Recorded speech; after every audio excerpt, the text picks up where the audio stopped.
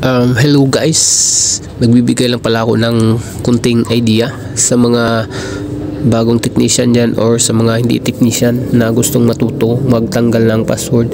Bali kanina guys ay mayroon pala itong password sa pagtanggap ko itong cellphone.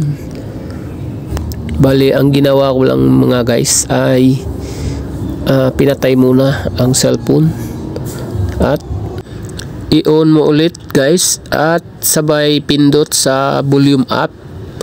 I-hold mo lang ito maybe 10 seconds hanggang lumabas yung sa software niya at may mababasa kang reboot and wipe data.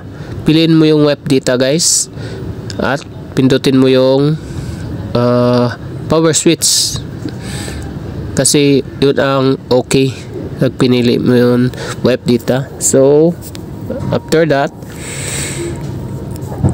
lalabas na yung Gmail account, natanggal na yung password niyang pattern.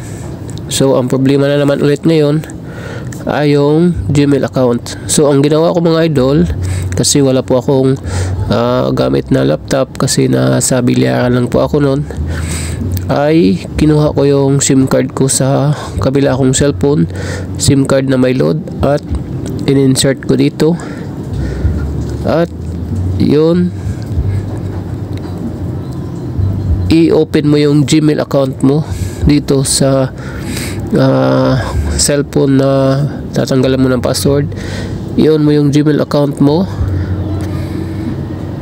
gamitin mo yung number niya, number ng cellphone mo, number ng SIM card mo kasi, at magti-text na yung confirmation code ng Gmail account.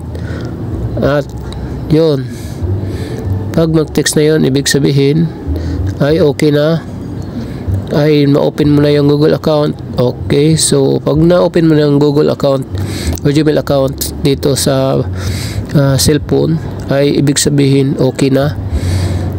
At yun po ang proseso na ginagamit ko kanina. Hindi ko lang nabidyohan mga guys kasi po lubat yung isang cellphone ko, kaya shinare ko na lang ito sa pamagitan ng aking kwento ngayon. Thank you, bye bye.